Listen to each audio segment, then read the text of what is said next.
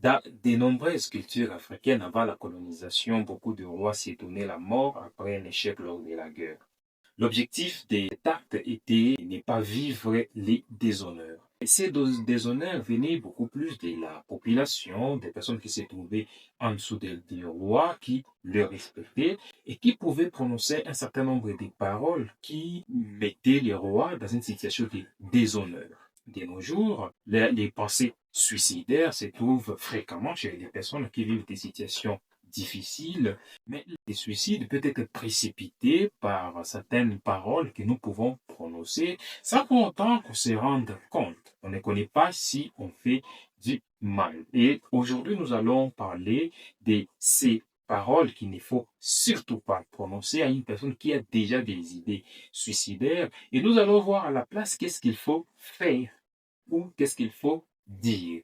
Bienvenue sur cette chaîne, la psychologie en Afrique, la seule qui vous parle de la psychologie dans les contextes africains. Parmi ces paroles, on a souvent tendance à dire, ce n'est pas grave, ça va passer. Mais de votre point de vue, cela semble ne pas être grave. Mais la personne qui vit des situations difficiles connaît que pour elle, c'est très compliqué. Et donc, la personne a tendance à voir que vous êtes en train de banaliser, de voir petit son problème, de ne pas beaucoup considérer son problème.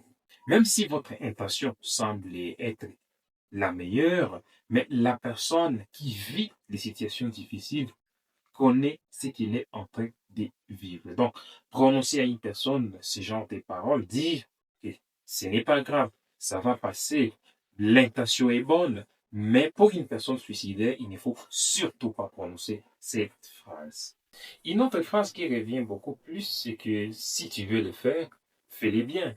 En fait, ces termes est beaucoup plus revenu sur les réseaux sociaux, surtout les comédiens qui les reprennent.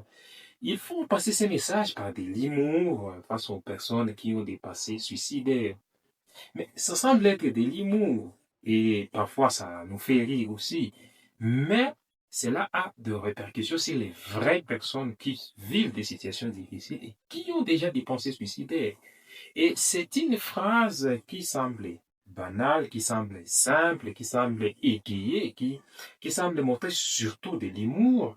Mais derrière cette phrase, il y a la possibilité que cela renvoie à une personne qui a déjà des idées suicidaires de passer à l'acte. Donc, le fait de dire à la personne qui a des idées suicidaires, si tu veux le faire, fais-les bien, eh bien, vous l'encouragez, en fait, à recourir à des moyens irréversibles. Parce que sachez-le, il y a des moyens qui ne permettent pas à la personne de mourir directement. Mais avec cette phrase, il peut faire recours à des moyens extrêmement difficiles à résister et extrêmement compliqués qui peut l'amener à la mort. Donc, dire à une personne, si tu veux le faire, fais-le bien, ça semble des mots, mais ce n'est pas du tout à encourager. Avant de continuer, si vous aimez cette vidéo, laissez-moi un j'aime. Et surtout, veuillez vous abonner. Autre terme qu'on utilise beaucoup plus, c'est de dire à une personne que les autres vivent des situations pires. Ce que tu es en train de vivre n'est pas encore très grave. En fait, les souffrances ne se comparent pas. Parce que tout simplement, la même souffrance peut être vécue par deux personnes différentes, mais peut être vécue de façon différente par les deux personnes. Cela s'explique par plusieurs situations, la personnalité, les tempéraments de la personne et aussi l'environnement dans lequel la personne se retrouve et aussi la façon d'attribuer la cause des problèmes chez une personne, comme on en a parlé lorsque j'expliquais dans une vidéo la théorie des attributions que je vais mettre ici, vous pouvez la visionner. N'essayez pas de comparer la souffrance d'une personne à une autre, tout simplement parce que de votre point de vue, vous pensez qu'une personne qui a vécu une situation quelconque est susceptible d'avoir vécu une situation très difficile qu'une autre qui a vécu une autre situation. Non, c'est le vécu qui est important, la manière dont la personne a été de vivre la situation qui est importante. Et donc, face à une personne qui a des idées suicidaires, ne lâchez pas ces mots à l'avant-vite et pour dire non, les autres vivent des situations pires que ce que tu es en train de vivre. Une autre phrase qui revient fréquemment, c'est que si tu le fais, partir en affaires.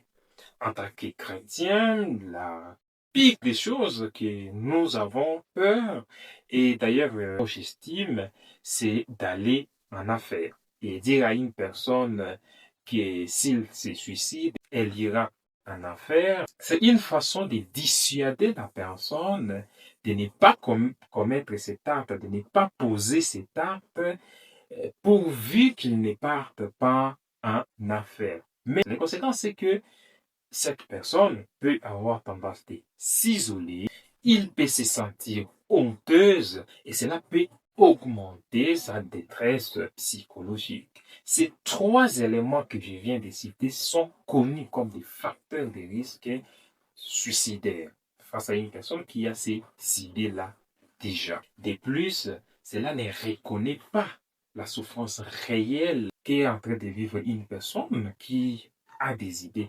suicidaires parce qu'on est en train de se focaliser sur les conséquences de l'acte plutôt que sur des potentielles solutions qui existeraient. Certaines personnes disent que le suicide, c'est le fait de fuir les responsabilités de la vie. Ce qu'il faut savoir, c'est que le suicide, c'est une mauvaise solution face à une souffrance qui reste réelle. En disant à une personne qu'il cherche ou qu'elle cherche à fuir la responsabilité de la vie, c'est comme si vous étiez en train de réconforter la personne que son acte était nécessaire pour des personnes qui cherchent à fuir les réalités de la vie. Vous n'apportez aucune solution, vous n'apportez aucune aide à la personne, mais vous réconfortez, vous confortez l'idée de la personne de passer à l'acte. Ce sont des paroles vraiment à bannir, vraiment à éviter pour des personnes qui vivent des situations difficiles et qui ont déjà des pensées suicidaires. Avant de vous présenter ce que nous devons faire maintenant face à une personne qui a des idées suicidaires, veuillez vous abonner si ce n'est pas encore fait ou laissez-moi un j'aime. La première chose à faire quand vous avez face à vous une personne qui a des idées suicidaires, eh bien, c'est de lui accorder de l'écoute. L'écoute sans jugement. Écouter quelqu'un sans avoir à penser qu'il a raison ou qu'il a tort est un précieux cadeau que nous donnons à tout le monde. Mais ça l'est encore beaucoup plus important pour des personnes qui ont des idées suicidaires.